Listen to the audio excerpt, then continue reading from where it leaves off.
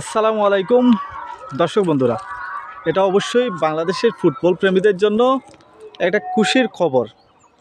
দর্শক বন্ধুরা, Asian cup বাছাই পর্বে ভারতের বিপক্ষে খেলবে বাংলাদেশ আগামী 25 মার্চ। আর সেই উপলক্ষে বর্তমানে বাংলাদেশ দল ক্যাম্প করছে সৌদি আরবে। আর এই সৌদি আরবে একটি প্রস্তুতি ম্যাচ খেলেছে বাংলাদেশ। আর সেই প্রস্তুতি ম্যাচে 1 ডজন গোল করেছে বাংলাদেশ। যদিও সেটা শুনতে অবিশ্বাস্য হলেও এটাই সত্য। যদিও পত্রপত্রিকাতে ওপেনলিভাবে প্রথম দিকে আসছে না, কিন্তু এখন সেই ম্যাচের খবরটা আসছে। এবং বাংলাদেশ জাতীয় দলের কোচ কাবরেরা তিনি চাচ্ছেন যে এগুলো হাইড রাখতে।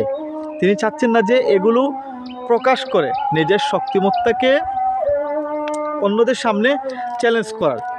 এখন পর্যন্ত বাংলাদেশ যে ক্যাম্প করছে বা বাংলাদেশ ফুটবলের জন্য যে ক্যাম্প করছে বা যে পরিকল্পনা রাখছে, কোচ কাবরেরা কিন্তু সেটাকে অনেকটাই বলতে পারে যে আড়াল করে রাখছেন, যে আসলে ভারতের বিপক্ষে এশিয়ান কাপ বাছাই পর্বের প্রথম ম্যাচে কি হতে যাচ্ছে, কেমন হতে যাচ্ছে বাংলাদেশের ফুটবল টিম।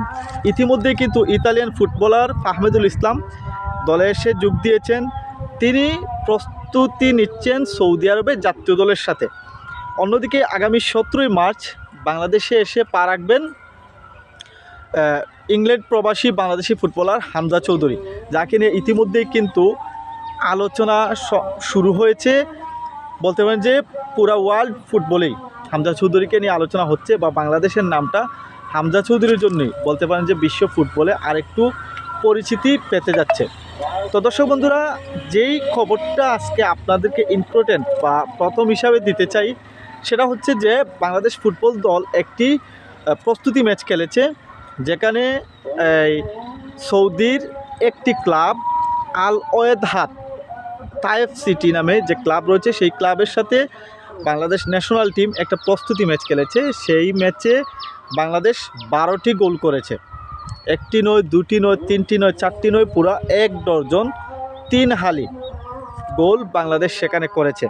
এবং সেখানে প্লেয়াররা কিন্তু দুর্দান্ত খেলেছে। যদিও এই ম্যাচগুলো আন্তর্জাতিক ম্যাচের ডিপেন্ড করে না, কিন্তু প্লেয়ারদের যে একটা আন্তঃশক্তি বা মানসিক শক্তি কিন্তু এই ম্যাচগুলো থেকে বেরিয়ে আসে।